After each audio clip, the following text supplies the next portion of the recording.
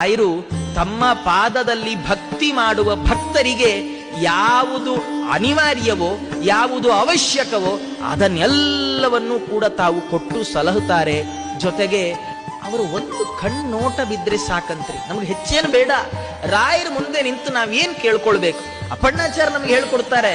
ಅವರು ಹೇಳ್ತಾರೆ, ರಾಯರ ಮುಂದೆ ನೀವು ನಿಲ್ತೀರಲ್ಲ, ರಾಯರ ಮುಂದೆ ನಿಂತಾಗ ಅವರನ್ನು ಕೇಳಿ, ಸ್ವಾಮಿ ನಂಗೆ ಒಳ್ಳೆ ಮನೆ ಬೇಕು, ಒಳ್ಳೆ ಕೆಲಸ ಬೇಕು, ಒಳ್ಳೆ ಸಂಬಳ ಬೇಕು, ಒಳ್ಳೆ ಉದ್ಯೋಗ, ಮತ್ತೊಂದು ಬೇಕು, ಮಗದೊಂದು, ಅದೆಲ್ಲ ಕೇಳಬೇಡ್ರಿ. ಸ್ವಾಮಿ ನಿಮ್ಮ ನೋಟ ನನಗೆ ಬೇಕು, ನಿಮ್ಮ ಕಣ್ಣೋಟ ನನ್ನ ಮೇಲೆ ಬೀಳ್ಬೇಕಷ್ಟೇ ಸಾಕು. ಯಾಕಂದ್ರೆ ಇದು ಯಾವಾಗ್ಲೂ ಸಿಗೋಲ್ಲ. ನಾವು ರಾಯರನ್ನು ಯಾವಾಗ ಬೇಕಾದ್ರೂ ನೋಡ್ಬೋದು, ಆದ್ರೆ ರಾಯರು ನಮ್ಮನ್ನು ಯಾವಾಗ್ಲೂ ನೋಡಲ್ಲ. ಯಾಕೆಂದ್ರೆ ಅವರು ದೇವರನ್ನು ನೋಡ್ತಾರೆ.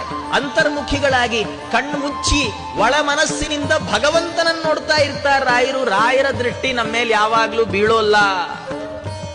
ಆದರೆ ಒಮ್ಮೆ ಬಿದ್ರೆ ಏನಾಗತ್ತೆ ಗೊತ್ತಾ? ಒಮ್ಮೆ ಬಿದ್ರು ಅಗಾದ್ರಿಗಳು, ನಾವು ಮಾಡಿಟ್ಟ ಬೆಟ್ಟದಷ್ಟು ದೊಡ್ಡ ಪಾಪಗಳೇನಿದ್ದಾವೆ ಅದೆಲ್ಲ ಸುಟ್ಟು ಭಸ್ಮ ಆಗುತ್ತೆ.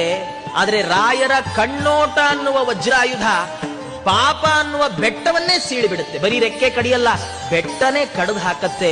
ಅಂತಹ ರಾಯರು ಕ್ಷಮಾ ಸುರೇಂದ್ರ. ಕ್ಷಮಾ ಅನ್ನುವ ವಿಷಯಕ್ಕೆ ಬಂದ್ರೆ, ವಾತ್ಸಲ್ಯ ಕಾರುಣ್ಯ ಅನ್ನುವ ವಿಷಯಕ್ಕೆ ಬಂದ್ರೆ ಎಲ್ಲರಿಗಿಂತ ದೊಡ್ಡವರು ರಾಯರು. ರಾಯರ ಕರುಣೆ ಅಂದ್ರೆ ಏನ್ರಿ? ಸುಮ್ಮನೆಯ